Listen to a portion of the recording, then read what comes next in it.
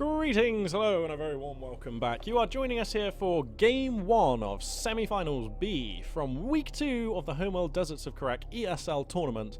The map is going to be Kalash Teeth. The players are going to be Descara playing as Coalition and newageofpower playing as Soban. So very keen here to see the Soban forces, and also the first time I've ever cast the Coalition Soban matchup. So this one hopefully is going to be a treat. Now, the difference between the Coalition and the Soban is a modification of the Coalition doctrine, of the Coalition faction. So let's see, spawning here in the south, playing as the Coalition, we have Descara.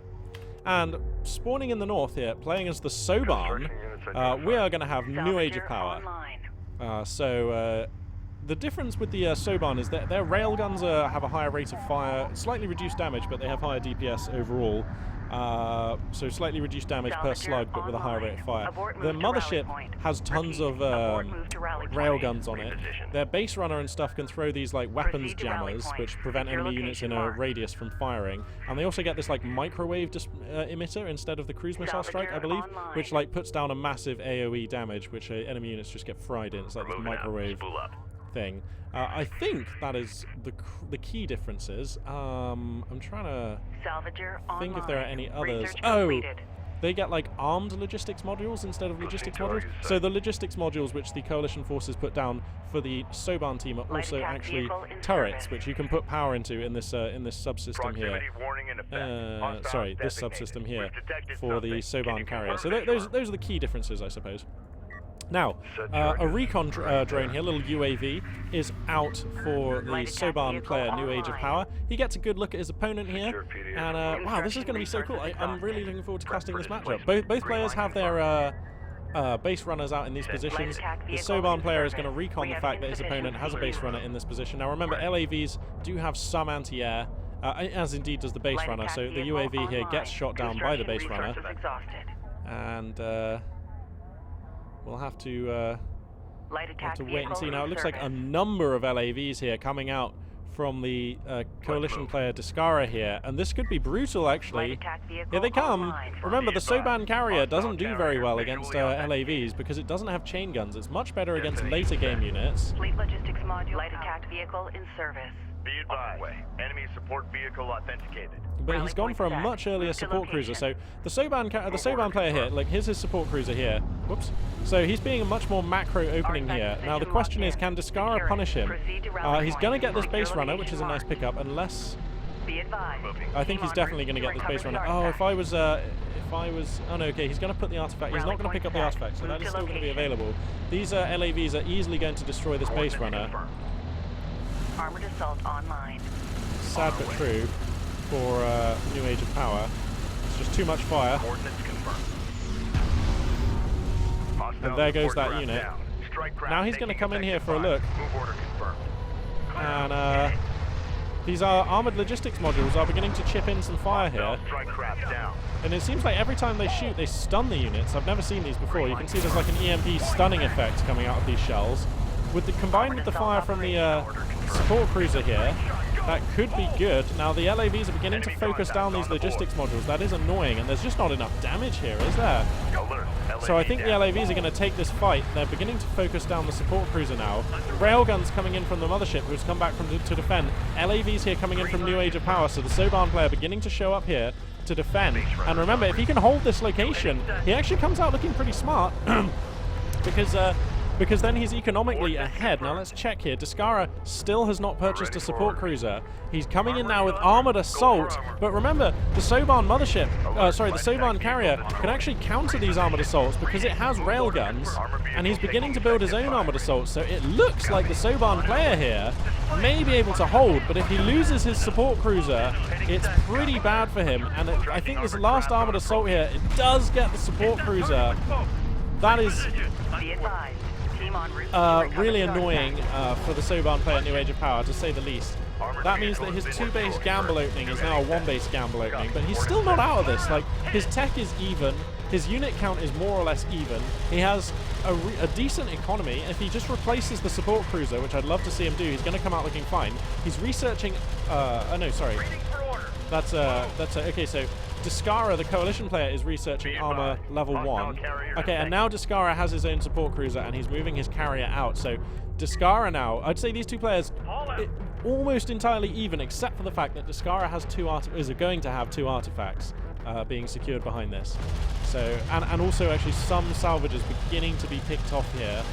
Push through. So New Age of Power, the Soban player, has replaced his support carrier, his cruiser. That's going to enable him to mine from his opening base again, whilst his carrier mines from this location.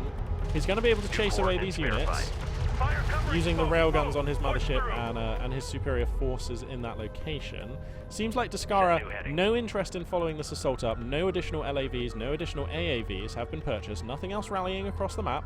So Descara has grabbed himself a 2 artifact lead, and apart from that, the field is essentially even. That is about where we're at. I believe Descara has like 2 more salvages and 1 more assault vehicle. So actually a reasonable lead here for Descara. But New Age of Power very much still in this. The Soban forces raring to go here. Armored assault operational. And fighter and gunship fabrication here now being researched. A UAV comes out for Descara. Here it is, just flying across the map. You can see. Pretty cool, these little UAVs. Eyes open up there. Base runner. Aerial infrastructure complete. So yeah, he's going to scout the fact that the support cruiser has been replaced.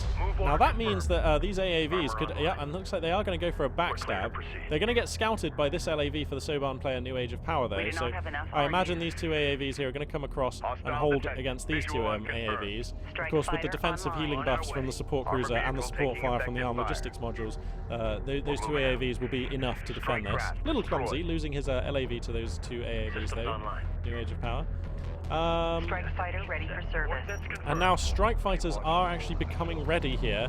You can see they're beginning to spool up on the launch decks here, and there they go. 3 strike fighters coming out across the map here for Descara, and there is limited anti-air for the Soban player New Age of Power, but it is only limited, and you can see there's the airstrikes being placed here. Here come the interceptors. Heavy damage being dealt to this support cruiser, and if he loses the support cruiser a second time, that may be too much. I believe the 3rd and final attack from these air units is going to strike, and that support cruiser does go down, and now the Soban player in a really tricky spot. He is very much in a pickle right now. Oh no, his salvages are also getting wailed on. He needs to focus fire these salvages. Okay, wow, no he doesn't. So actually, yeah, the Soban player hemorrhaging units, hemorrhaging his economy quite considerably now, and I believe these strike fighters may well just be the vultures circling the about-to-be carcass of the Soban player. Man, Homeworld Deserts of Karak is a very fast game. Very fast, and it can be very unforgiving, and it is already hard to see how he's going to come back from this position. Now luckily he has a support cruiser over here, so he's still on 2 bases. Economically the Soban player is about even, but it hasn't been a very smooth road, and he's going to be behind by 3 artifacts soon, because this base runner here is going to secure for Descara his 3rd artifact. And these strike fighters are kind of running amok here. Is there no anti-air on this carrier? Oh, that sucks. Wow, the Soban carrier doesn't have anti-air, I guess. I didn't know that. Yeah, it just doesn't. Oh, that really sucks. And he's gonna... Oh no, the support cruisers are just being focused down here. Descara is one brutal and relentless master of disguise here.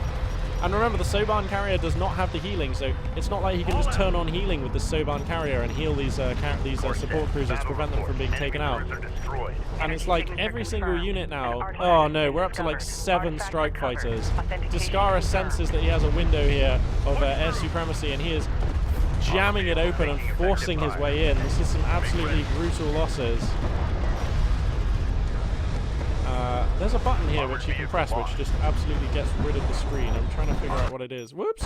It gets rid of the interface. I'll find out what it is, because then we can have like full cinematic view, which would be really nice. But yeah, these aircraft here are just doing a number. There is a missile battery now out. Boom! So the strike fighter's beginning to get shot down. You can see the wreckage here just tumbling into the desert. Boom! Oh, what an epic crash that was. So, okay, so has New Age of Power stabilized? Light attack vehicle in maybe? service. But I mean, here come 3 railguns. Here come 3 railguns with a load of LAVs. Like, what do you do? And all of the artifacts are getting jacked here by Descara. 3 support cruisers have gone down. Look at the amount. Look at these massive, like these huge craters where support cruisers have gone down. You can see the wreckage of these units here. So, desperate times here for New Age of Power, who, I mean, the Soban fleet just seems to struggle quite a lot in the early game. I didn't realize the carrier for the Soban did not have anti-air. That really, that's just harsh. Light attack vehicle And look, online. yet more air units here just being scrambled here by the coalition player. Railgun All kinds of aircraft being spewed out of this. Well, I say all kinds, mostly just one kind, the strike fighter kind. No gunships or anything like that. Come on, Magpie. Accurate commentary here, please. Let's get it together, shall we, please? But look at the field control here. There are 2 artifacts. These are the GG artifacts, by the way. If both of these base runners make it into this extraction point, the game ends, because it will then, of course, be 5-0, and that's how many you need to win. So yeah, these 2 base runners here. Let's get a little look at them here. You can see them crawling across the desert here. The LAV is going to come in for a poke here, and they're going to find some salvages. That's very nice. Basically 3 salvages here. An armed logistics module gets deployed into a nice position to try and help, but 2 more salvages will go down. The railguns find themselves in a very nice position here to start throwing slugs into the armored chassis units of the Soban player, who knows it must be GG. I guess the carrier is coming across for like a desperate attempt to prevent these base runners from making it home. But the air superiority, the unit superiority, it's all just too much here. And Descara is gonna take the first game in Semifinals B. He's gonna go up 1 game over 0 in this best of 3. Very, very spicy. Look at these barrages coming down. That carrier is just getting juiced on right now. Oh man, I feel for the Soban player here. I just feel like I've never seen a Soban player, because I've only cast like 3 or 4 games involving the Soban faction, and I just feel like the Soban players have never quite figured it out. Oh god, he's toying with him. Descara not scoring this artifact. Oh, he's toying with him. Oh, the humanity. Oh no. Oh no, there is like, this is strictly against the Geneva Convention, you know, this is like, oh no, this is, oh, that was like watching a Rottweiler toy with a kitten. Oh. Great job out there. Oh, I feel for New Age. I feel for New Age there. Descara sending a bit of a psychological statement there to his opponent, and I really hope that he's able to feel okay in the next game. I've got to say, coming off of a game like that, my mental state would be a little bit impacted, if I'm being honest, so that is a rough loss there. For New Age of Power, but whatever, he's made it to the semi-finals of this tournament. He may be, you know, able to bring this to a 3rd game, so without further ado, let's get to that game. Greetings, hello, and a very warm welcome to the channel. You are back with me, Magpie842, as I bring you Game 2 of Semi-Finals B between New Age of Power playing as the Soban forces and Descara playing as the Coalition forces. The map is going to be Torin Crater, which is a slightly larger map. And as we saw in Semi-Finals 1 between A-Gamer Ranks and Karak, it can lend itself to larger games. And in my opinion, the Soban faction is weakest in the early game and then picks up power as you're able to get your carrier online. Once the Soban carrier is more upgraded, it can be very, very, very powerful. So really, really looking forward to seeing what the Soban player New Age of Power can do in this game. So anyway, without further ado, spawning in the north, playing as the Soban forces, it is going to be New Age of Power. Whoa, a little bit of a over zoom in there. And spawning in the south, playing as the Coalition forces, it is going to be Descara. So let's see what the 2 players are going to bring here. Looks like the base runners are both moving out onto the map as you would expect. Salvages being created by both forces, all very standard so far. No signs of anything insane happening yet. Repair systems online. Let's just check the production queue here for the Coalition player. LAV Fab has now finished, so I believe we're probably going to see some LAVs, there we go, being added to the production queue here. Now, a UAV, sorry, here comes the airborne recon for the Soban player. Going to be coming across here to get a good look at what Descara is up to. He's going to see some LAVs, and he's going to see them moving out across the map. He sees the first LAV indeed moving out across. Oh, he has to be careful. The LAV does have anti-air. So he can lose that UAV to an LAV if he's not careful. The UAV has barely any health, I mean 100 hull. Move to location. So both players playing it fairly passively here. Descara here, look at this. He's gone straight for the artifact nearest his opponent's base, which is actually the closest one, nearest his opponent's extraction site, which is actually the closest one to him. And look, he's kind of actually denied that a little bit. This base runner here is just lurking back, because he knows if this base runner gets scouted, it'll die to these assault vehicles for sure. So already, just basically by luck, by the fact that both players sent their base runners to this artifact, Descara getting a slight edge in this match. So nice stuff for him. Now this chain of light assault vehicles is like 5, 6, 7 strong now and still growing, moving out across the map. Armored assault vehicles now beginning to be produced behind it, and there's like very little in the way of defense here. The Soban player has gone for another very defensive, very macro build, getting the support cruiser, and he's just now building LAV. So if the support cruiser gets sniped like we saw in game 1, I feel like New Age of Power could be right back in the same disadvantageous position he was forced to fight from that entire game. Now, the base runner reveals itself, and now Descara has a choice. Does he come in here and kill the base runner, which would be free right now? He can just come in and kill that. Or does he strike at the economy, the developing economy, the rapidly developing economy of New Age Power? What's the choice here? Let's see what Descara opts to do. I'm sure whatever he chooses will probably be the best thing, because he's just pretty damn good at this game. So seems like, you know, sometimes as a caster you get this luxurious position of just being able to watch good players ply their trade, and it's very fun. You learn such a lot, and it's just, you know how there's just something nice about watching people who are good at things be good at things? Yeah. There's a big element of that in why I enjoy casting. Anyway, the base runner here in mid is going to get snared by these two armored assaults and is going to get taken out very quickly. Spews out a UAV just before it dies. Meanwhile, the LAVs here just circling, just kind of menacing. All they're doing here is preventing this support cruiser from driving to this base here and setting up a second extraction operation for New Age Power here. That is all these LAVs are doing. It might not look like they're fighting, but they are doing indirect economic damage. So that's very relevant. Meanwhile, Descara has an artifact which he is extracting here in this base runner. So he's looking to sneak a lead that way as well. Now, the Soban carrier. Okay, he's going to send the carrier over here? Wow, I don't like this.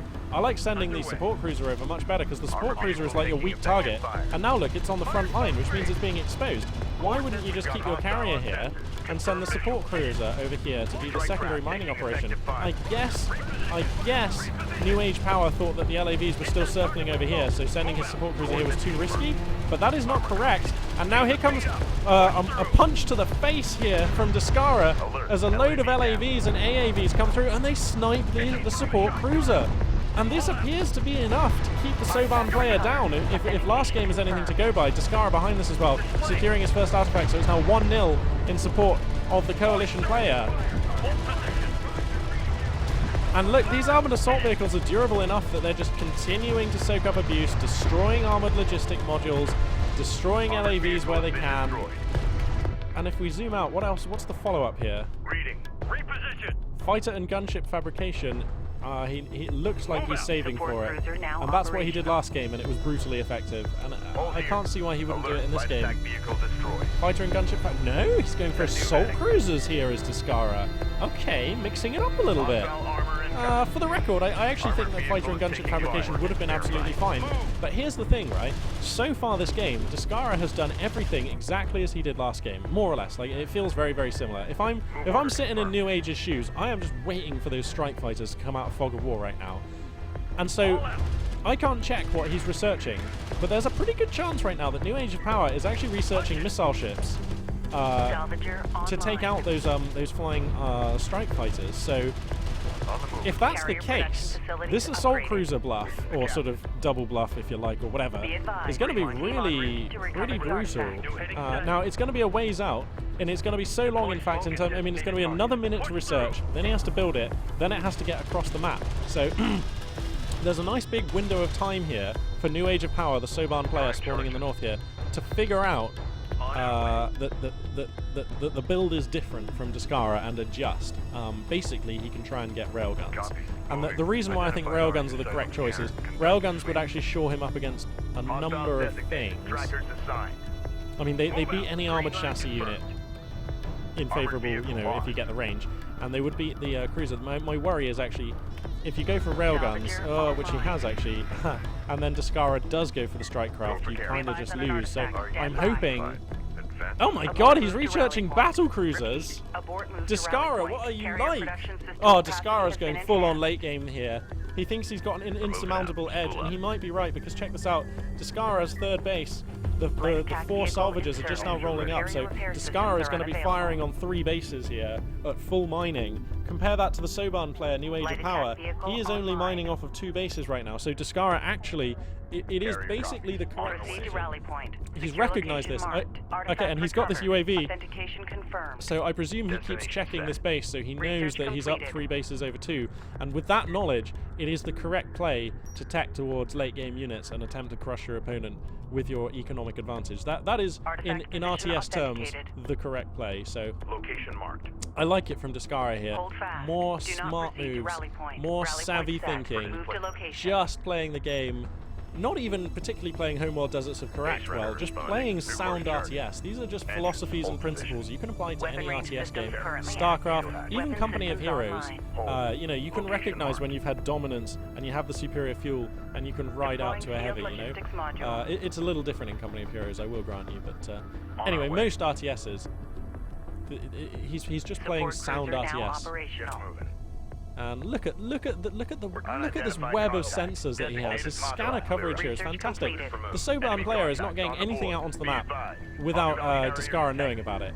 So not only is he riding his economic advantage, and he's marshalling artifacts behind this, which is pressure on his opponent, because that's going to force the Soban player to do something. Not only is he marshalling his economic advantage, he's applying pressure by grabbing artifacts, and he's also just, you know, there's no danger of a backstab of LAVs running around the side and coming into his exposed resource operations. And let's make no mistake, all of these units back here are very exposed. There is nothing guarding these, and this is like the economy for Descara. So if he has a weakness, it's this. And here's his other weakness, right? This probe is not quite exploring to the edge. And indeed, the LAV takes out the probe. So there's a window here for, like, say, 6 LAVs to come and run around this map and just start chiseling into the salvages. That would be annoying right now. Now, those LAVs don't exist. They'd have to be produced. Luckily, they build very quickly, though. So that could actually be a very real thing that could happen. Now, looks like a New Age of Power wants to move out with his carrier and establish a 3rd mining operation. Perhaps. Looks like he's going to think better of it, actually, and move back. I don't think... Whoa, Descara has got so much power ready to go in his carrier. Here comes his carrier, and he's constructing battle cruisers 3 at a time. Descara, you're a monster.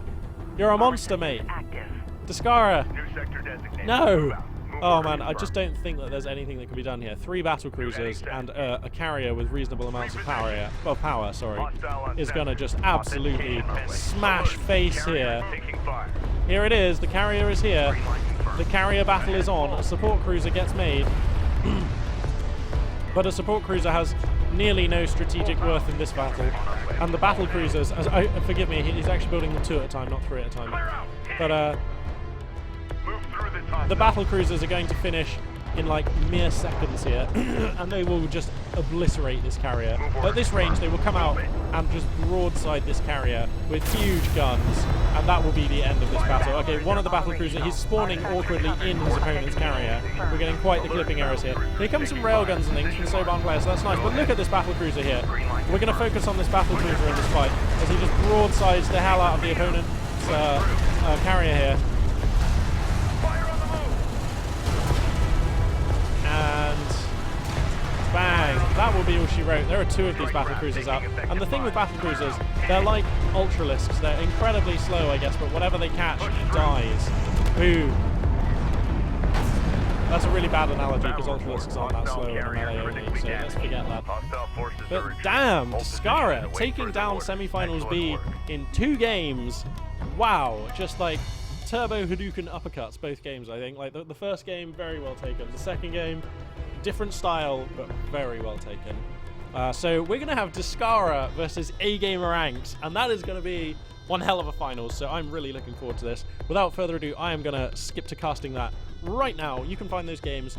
If they're not uploaded now, they will be very shortly on my channel. So we got ourselves a final, boys!